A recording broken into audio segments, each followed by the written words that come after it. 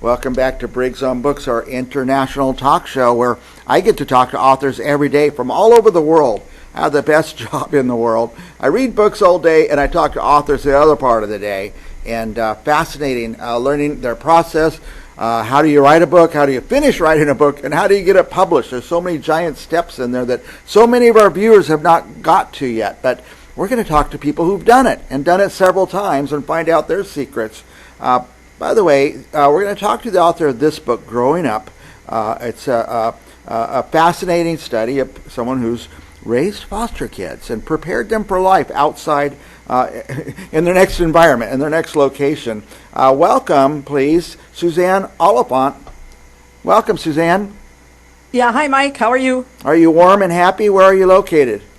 I'm in Austin, Minnesota, and we are freezing. Freezing?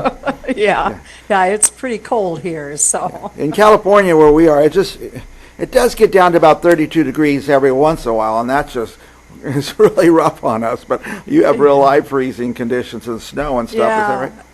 Yeah, we had a high the other day. I think it was 12 below or 12 below was a high. 21 below. Yeah, it was below goodness. zero. So Yeah. that was our high for the day. My kids moved from sunny California back east. I said, you guys are going the wrong direction. Yeah, People are moving for out sure. here. Yeah, for sure. That is for sure. I introduced your book a little bit, Growing Up. Tell us about that book, Suzanne. Well, okay, the book has got a history to it. So as a foster parent, I was right around my 13th, 14th year of doing foster care, and I was feeling pretty burned out.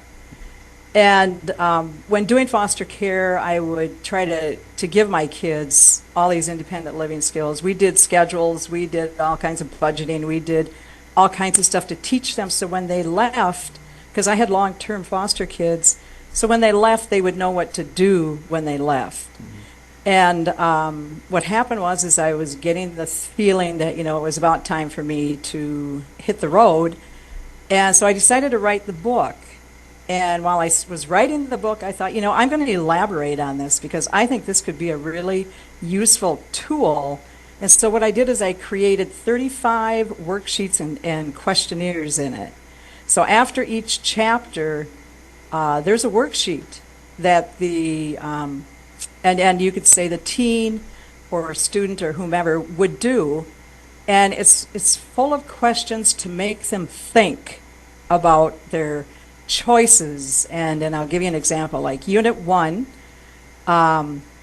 it's got about 7 different subtopics. We're talking about accountability and responsibility, consideration, being true to your word, others' feelings, respect, and things like that.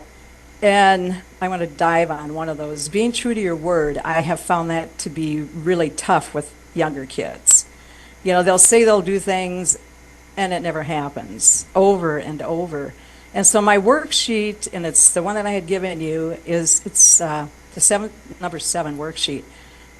They will answer questions such as, why do I not keep my word? And why do I say anything if I can't keep my word? And how do I feel when I don't keep my word? And should I expect others to believe me when I don't keep my word? And they answer these questions. And at the end of the questions, you have the pros and the cons. So what are the pros to all answering those questions, and what are all the cons to it? It really makes them process it. It makes them think about what they're doing and the effects it's having on other people. So my book is created like that with all these types of worksheets. The one that I just told you is just more like a questionnaire. I have worksheets that are multiple choice. I have all different types of worksheets that these kids use, that they have to think about the pros and cons of their situation and what they're doing with it and why are they doing it, and is other people getting hurt, and do they want to be hurt? I have 16 chapters in it, and they range from current living situations to looking for a job and things like that. And in the looking for the job one, I go, and I want to tell you that the chapters are not long, because obviously children, even teens, do not have a real long attention span for reading. And living independent living and life skills is not something kids really want to read about. It's, they'll figure it out, and they don't need a book. So I try to keep the topics short to the point. It's the worksheets that are the heart of the book. It's the worksheets that actually, they build communications with, between two individuals. The book has to be done with two people. And usually it's like a parent and a child or a teen. It could be a teacher and students. It could be a therapist. It could be a patient. It could be something that has to be done by two people. And they share in this. It tries to make them develop communications between the two. They can begin to learn about each other, and then the parent. Gosh, I'm sorry. Excuse me. 1 second. We're still with you. Okay. So who's the book written for? Foster kids and foster parents, or is it for any parent-child? It's for any parent-child. It's for teachers. It's teachers could have students. The ideal thing in this is that you can really get a handle on the teen and what they're thinking. Because I had given it to a few of my foster kids right before I ended up quitting. What happened was right in the middle of editing this and publishing it, I developed cancer. Oh, boy. And so that ended abruptly. I retired quite much sooner than I thought I was going to. But so I did get it to a few of my foster kids, and I found one where his answers where I kind of thought, well, he's BSing me, right? Yeah. This isn't real. But and the more that we talked about it, the more that he started giving me information, the more I knew this kid was in trouble. The way he was thinking, he was on the wrong path. Oh, boy. And so we were able to get him the help he needed. And I had another kid that looked right at me right after he read this chapter, and he said, I think I have a cell phone addiction. Wow. Yeah. Made him think through things. Go ahead. I'm sorry. It made him think through some things. Well, this is what these worksheets are about. It's about making them think about their choices and making them think the consequences and the rewards to those choices. And it's to help them move on with their life. And, a lot of this stuff isn't taught in schools anymore, which is so unfortunate. Yeah. And so, I had many foster children, that didn't even know how to call a taxi to get a ride or take a bus to get a ride. Wow. They'd never seen a telephone book. They had no idea how to find anyone in the phone, So it was exciting for me to be able to teach this. And this is like a collaboration of thoughts. It's bringing two people or so together and sharing things with them. It's a way that a parent can really understand what their child is thinking. Right. And it's a way that they can help that child correct those thoughts, if they're not the right thoughts. So it was just a wonderful undertaking I did. And my boys liked it. I was a foster parent of teenage boys, single foster parent of teenage boys, and they liked it. They thought it was great to be able to do it because there was a lot of things that they learned, and they all took the book with them when they left. So I was really happy. I'm just trying to imagine my 16, 17, 18-year-old kid trying to get them to do this chore, so to speak. To read the book and sit down with me and go over it. Yeah. And well, that's why there's two people that do it. With two people. That's why there's two people that do it. And like if it's a parent, the parent encourages them. Oh, come on, let's just do it for the fun of it. Yeah.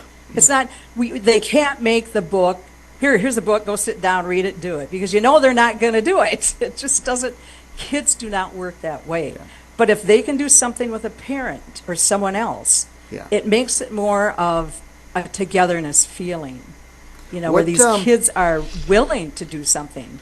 By the way, in your state, at what age did kids get kicked out of the foster system?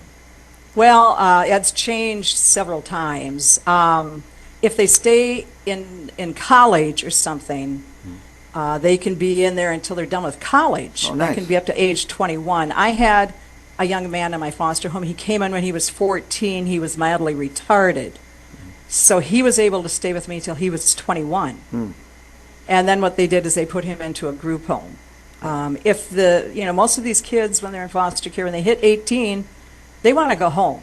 Yeah. And they can do that. They can leave. They can do whatever they want. And, the majority of the problems is that they don't really have a place to go. Right. I mean, the parents don't really want them back, and they don't have friends that really want them in. So I've seen this. I worked in residential, and I've just seen these kids struggle. Yeah. And the thing, with this is to teach them all these independent living skills, teach them their consequences, teach them how to think through things and how to process things so they can be successful once they leave either home, foster care, or wherever they're leaving.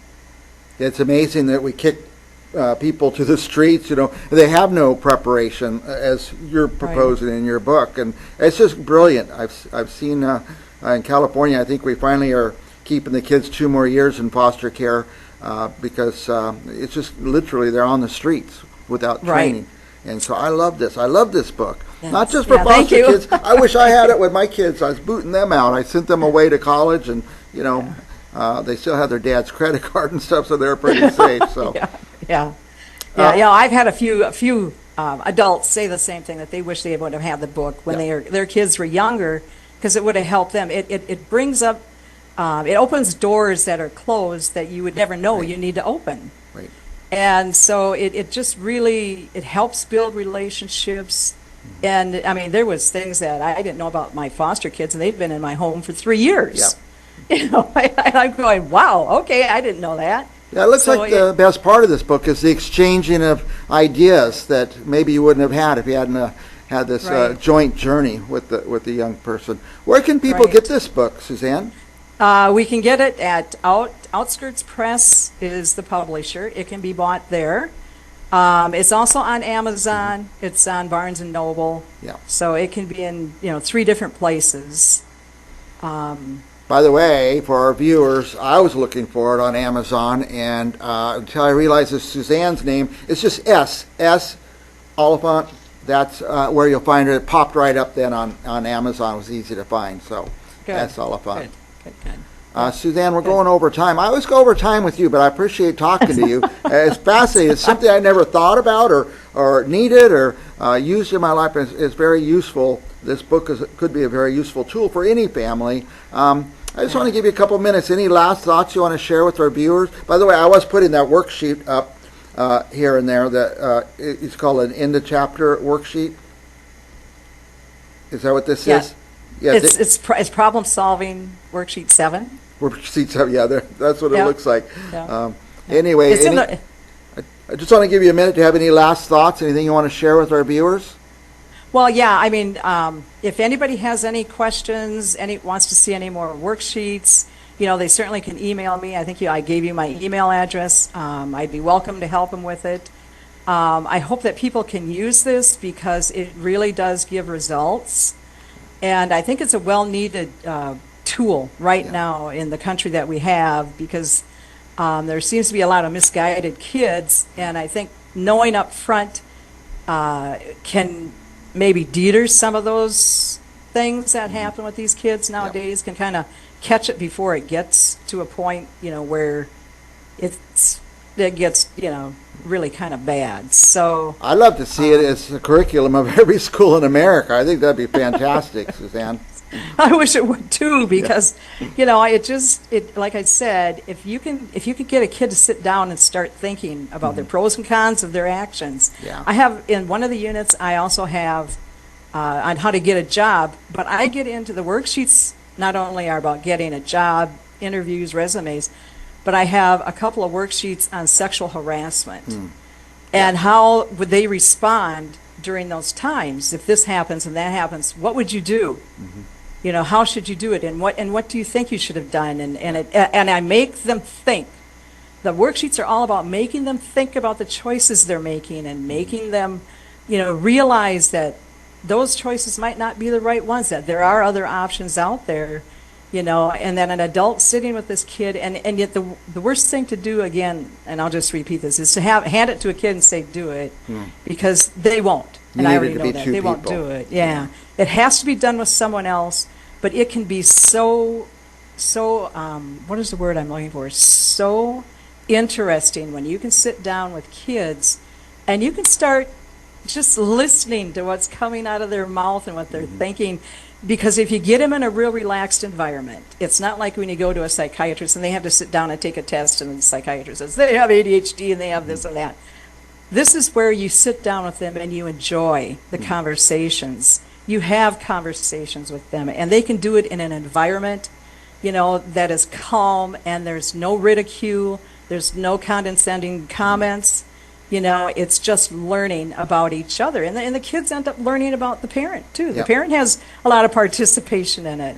So the kid gets to understand the parent. It's a two-way street. It's really a good book. So. I bet the parent learns something about themselves, too. Absolutely. Yeah. Absolutely. Suzanne, and they I might love be real surprised as to what they learn about their children. So they're giving me the signal to get off, but I love it when you come on the show, and we want you back anytime you want. Come every month or two if you like, and I think this is very important material. All right. Well, I sure appreciate you having me on. So all right. Thank you very much. And for our viewers, don't go anywhere. We'll be back with another author right after this. All right.